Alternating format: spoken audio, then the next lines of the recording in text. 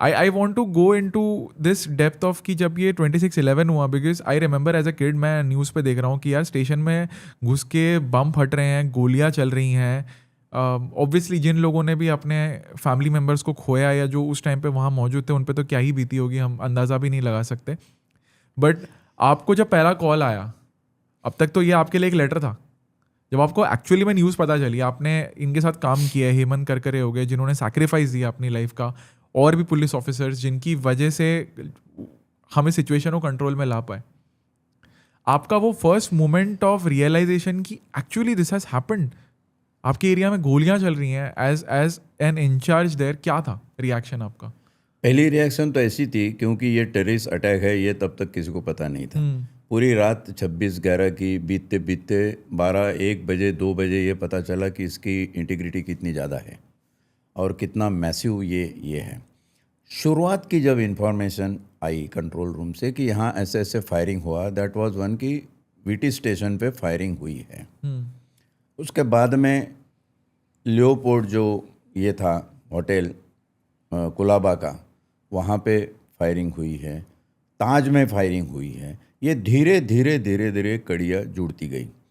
पहला रिएक्शन और पहला रिस्पांस पुलिस का जो भी आमतौर पे होता है वो है कि अरे उधर फायरिंग का इंसिडेंट हो गया, चलो जितने भी लोग हैं अवेलेबल वहाँ पर उस वक्त रेडी हो जाओ, जो भी अपने पास है लेके चलो.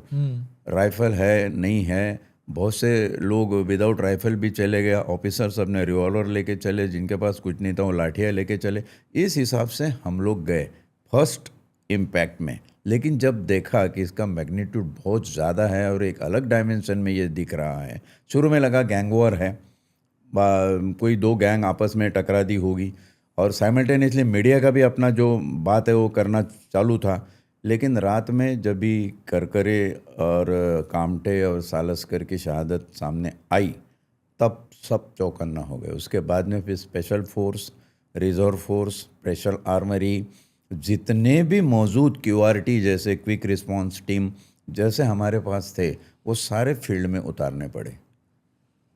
और वो एक सिचुएशन ऐसी थी कि उस वक्त कौन किसको ऑर्डर दे रहा है, कौन क्या कर रहा है, ये समझने से बेहतर था कि इस सिचुएशन से कैसे निपटे. तो उसमें हर बंदा इन्वॉल्व हो गया. जो सिविल ड्रेस में था वो भी इन्वॉल्व हो गया, जो यूनिफॉर्म में था, कांस्टेबल था, हेड कांस्टेबल था, ऑफिसर था, एसीपी था, डीसीपी था, कमिश्नर था, सारे के सारे रास्ते पे आ गए. So that was the response which has acceleratedly developed and elevated in a short span of time. मैंने तो मेरे ज़िंदगी में इतने जल्दी पुलिस ने इतनी ज़्यादा तैयारी करके रास्ते पे आ गए कभी नहीं देखा जो 26/11 में देखा. एक सतर्कता थी, भले हमारे पास इक्विपमेंट कम थे, कुछ नहीं था.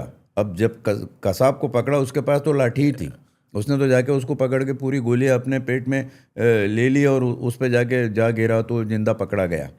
अब उससे आप अंदाज़ा लगा सकते हैं we were not properly equipped because we were not knowing this is a war, this is that much magnitude of this attack, nobody was aware. ये शुरू का फेज निकलने के बाद में फिर अवेयरनेस आया. इससे हमें ये चीज़ तो रियलाइज़ हो ही गई कि सेल्फ डिफेंस की मेंटालिटी रखना बहुत अच्छी बात है, बट अटैक की कैपेबिलिटी रखना उससे भी अच्छी बात है. मतलब मैं जितना समझ पा रहा हूँ बिल्कुल अटैक की कैपेसिटी रखना वो भी उससे बात है, और सबसे बढ़िया है वो कॉन्शियस रखना कि मेरी जान चली जाए लेकिन मुझे पब्लिक को बचाना है. करेक्ट. ये जो धुआंधार गोलियां वीटी स्टेशन पे चल रहा है, मुझे मार दे वादा नहीं. हमारा सिंधे जो वहाँ का सब इंस्पेक्टर था उसने अपने रिवॉल्वर से जितना हो सकता था मुकाबला कर नहीं पाया, AK-47 का मुकाबला नहीं कर सकता, मारा गया. ये कॉन्शियस, वो मैं समझता हूँ मुंबई पुलिस की या पूरे देश के पुलिस की एक बहुत बड़ी ताकत होती है जो हमें ट्रेनिंग या हमारे अनुभव से, तजुर्बों से ज़िंदगी में मिलती है.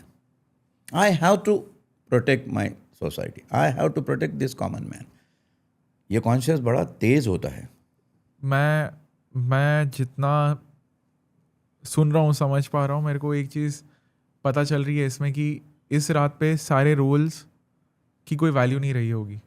चाहे वो कांस्टेबल हो, चाहे वो सब इंस्पेक्टर हो, चाहे वो इंस्पेक्टर हो, चाहे वो उससे कोई ऊपर हो, सारे के सारों का सिर्फ एक पर्पस था कि सबको फील्ड में उतरना है और कंट्रीब्यूट करना है इस चीज़ को कैसे भी रोकने के लिए. बिल्कुल कोई फ़र्क नहीं पड़ता कि आप किस रैंक पे हो.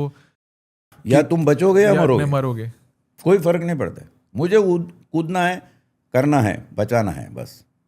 दिस इज सच अ, ये बहुत बड़ी बात है, क्योंकि जो भी जा रहा है उसको पता है कि मैं वापस नहीं आऊंगा। शायद मोस्टली चांसेस है कि नहीं आऊंगा, क्योंकि सबको दिख रहा है कि टीवी पे न्यूज पे मीडिया यही बोल रही है, अरे उनके पास AK-47 है, उनके पास AK-47 है, उनके पास AK-47 है। गैलेंटरी हैपनिंग, ये गैलेंटरी हैपनिंग है, बड़ा सीना चाहिए उसके। सेम वर्ड आया मेरे और आपके मुंह में।